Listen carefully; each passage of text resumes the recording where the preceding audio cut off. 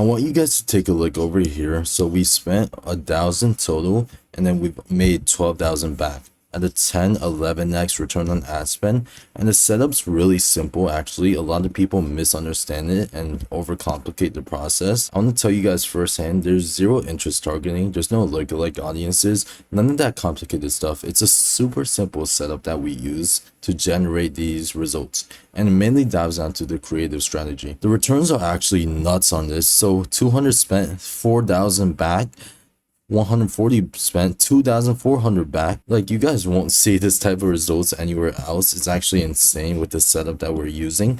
So let's just dive right into it. And if I refresh this right here, nothing changes. It's not inspect element. I'll actually refresh the entire page for you guys too, so you guys just take a look. Same exact results. 10x ROAS, insane. First of all, I want to break down how these ads actually work in the setup that we use so you guys understand a bit better, because I get asked this so often. So first of all, I want you guys to understand we run a CBO campaign. Now, a lot of you guys might not know what that actually means. So to break it down, there's two options. There's ABO and then there's CBO. I have no idea why I just did that. But essentially, ad set budget and then campaign budget. When you run ad set budget, you'll have ad sets and you'll be able to configure the certain amount of spend, the big caps that you want to put on these ad sets. And then Meta will obviously require these ad sets to bid a certain amount. But then when you run campaign budgets, twisting up my words here, you can have essentially however many ad sets that you want. And then Meta will take basically the info that it has and actually distribute it based on the best results. So let's say this is your best ad set. Meta will actually decide to dump it all into here and maybe give like 10% to each of these ad sets. So when you run ad set budget, you have more control. When you run campaign budget, you let Meta kind of do the optimizing. So when we run these, I suggest if you're running under 500 in spend, run campaign budget. This is gonna give Meta the room to actually test everything and not waste your money. If you're doing over 500 to 10,000 ad spend daily, then run an ad set budget. So this is gonna give you more control so Meta doesn't burn it all into one ad set. So that's what we do. So let's say you're running a campaign budget. How it works essentially is you're gonna have this campaign level. So let's say you're running a $500 budget. This is going to be split across many different ad sets. This is your first campaign. It's going to be what we call a DPA campaign, so dynamic product ads. This is going to include your lifestyle pictures, your model pictures, your flat lays. So we sort it by product or offer, but I like to sort by product. Let's say you have hoodies in here, and then let's say in here you have shorts, and then let's say for this final ad set you have jeans. Now these are all going to be flat lay model pictures. The reason we separate it by product is because when inside each of these ad sets is what we call metadata. So inside the actual ad set, Meta stores the information of who is buying the products. So let's say this ad set performs well. Let me show you what it would look like if we weren't splitting them up. So if you weren't splitting them up, it would be a campaign, and then you have one ad set, and then let's just sort it by flat lays, and then you have shorts in here, you have hoodies, you have sportswear. What this does is when you get a winning ad, let's say the sportswear is your winning ad and it gets like 50 purchases, this messes up what Meta thinks, because the same people that buy sportswear, gymwear, are not the same people who will convert for hoodies, comfort wear. So that's why we split them up, because this is gonna kind of confuse the Meta and the actual data inside the ad set. So when we split it up, we keep the buyer intent inside these little ad set circles, so we actually can optimize for each ad set. So this is the initial setup. It's so simple. Obviously, you want to turn off Facebook and audience and threads. So keep it Instagram only, or you could take a look at your actual buyers, see where they're converting. But this is really the setup that we use. So simple. This is going to be one of the campaigns that you run a lower spend on, just because it's only dynamic product ads. And then after, we have this one, and then we have your sales campaign. So I suggest running $1,000 budget for this one or more. What we do here is essentially we test different concepts. So concepts can include UGC ads. Let me write that out for you. This could be founder ads. This could be if you're running compression shirts or anything like that, before and after.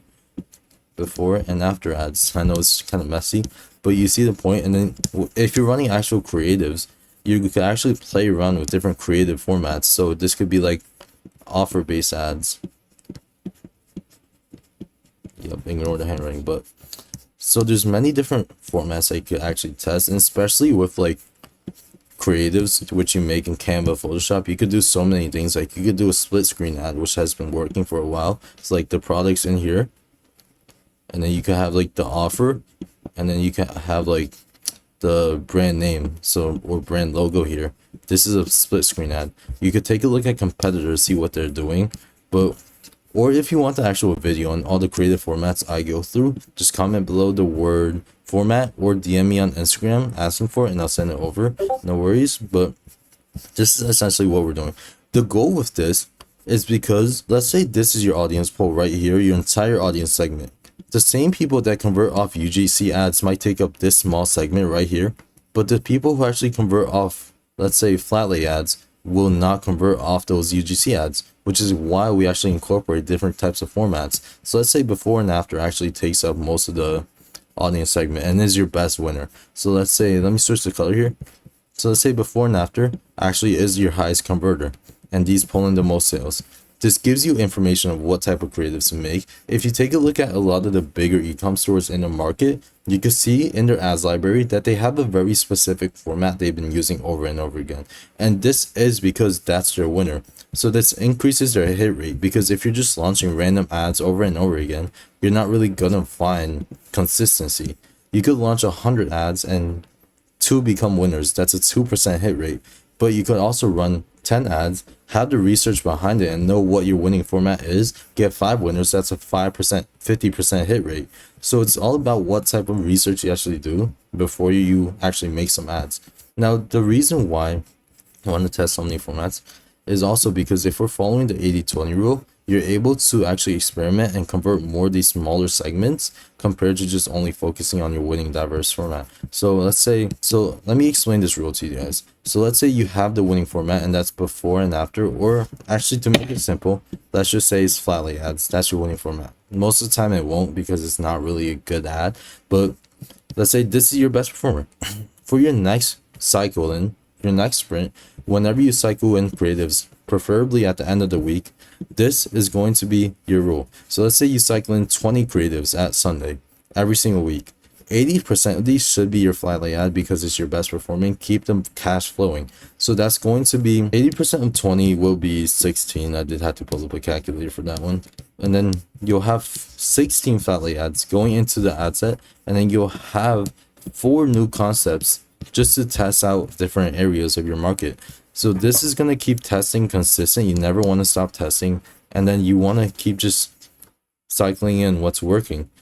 Obviously, nothing's going to work forever. This might slow down because the audience that you've shown this to can get sick of it. But this is why we always test new concepts and new formats. Because when you're at a brand stage where you're at, let's say, 100K a month in revenue, realistically, you could post anything. You could post a normal product shot, and this will convert really well. But what you want to aim for is actual scalable ads, because you have the audience. You could realistically post any ad, it'll be profitable, but you don't want just profits. You want a realistic winning format that could last you years on end, rather than a flat lay ad or a product shot ad that lasts you a month and then dies out.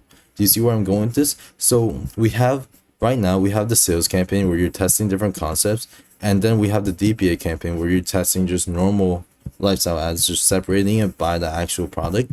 And then finally, what you could do as well is a retargeting campaign. What I like to do as well is just insert this into one of the campaigns here, and just because it's an ad set level running, so it's really based off the ad set. You don't need a separate campaign for this. But what you could do if you wanted to organize and make it a bit cleaner, run a retargeting ad. This is going to be CBO or ABO. You're only running a few ads either way, and one ad set. Then ad set is going to be a few things. You could actually experiment with this, but what I like to do is, let me type this out for you. So 180 website visitors, you're gonna do a year of Instagram engagers, and if you have a platform on Facebook, you could do a year Facebook engagers as well. So this is essentially what you want to do for retargeting. You could actually change this in the audience. So super simple. And then few ads you could run, few options. So you're not going to pitch these people the same way you would pitch a completely cold person, because these people are already familiar with your brand. They know what you are. They've most likely bought from you before, so you don't want to approach them the same exact way. So what I would do is actually run different types of ads. So offer ads, you could do collection ads, existing posts, bring them back with a CTA, give them an offer, give them a discount code, or you could actually just give them a catalog. So you could do offer ads. So I'll just mark that as O. And this could also tie down to discounts, free shipping, and bundles. Those are your options. You obviously use more, but and then you could also do a catalog ad. So this is literally just one ad. It's gonna show them a catalog, browse through it, works really well. And then you could do a collection post. So this is going to remind these people who have already been to your website, been on your page, that you're dropping again. And this has a really high likelihood of actually succeeding because it brings them back in a full circle. They could buy here and then come straight back when they see the ad. So that's really good. I'll incorporate that for sure. But retargeting is really simple. These people are already at the very, very bottom of your funnel. I'd say around, let's say this is top of funnel, this is middle of funnel, this is bottom of funnel. They're around right here in this little area. They just need that extra push. It's gonna range between this area right here, but these are really easy to convert people because they're already familiar. They've already gone through the different touch points. You just need to answer some questions. You could do fabric shots as well to actually get them to make that final decision. So running ads, super simple. We have DPA campaign, we have the sales campaign, and then we have retargeting campaign. This is the setup I've been using for many different brands. Obviously, it's going to really die down to what creatives are you running in your creative strategy. That's what matters a lot more than just the setup. The setup's in order to keep you organized. You don't want to make new campaigns every single job. This is something I've learned recently. Just to stack up the audience, stack up the data, and obviously you'll have a campaign with like 1 billion sales. It looks so much better on your page, so you don't flood your ads manager. But yeah, if you guys have any other questions, just DM me on Instagram at willflared. And if you like this video, just subscribe. I hope you guys like the kind of raw format of this video instead of adding slideshows, etc. Just showing you guys hands-on what it's like.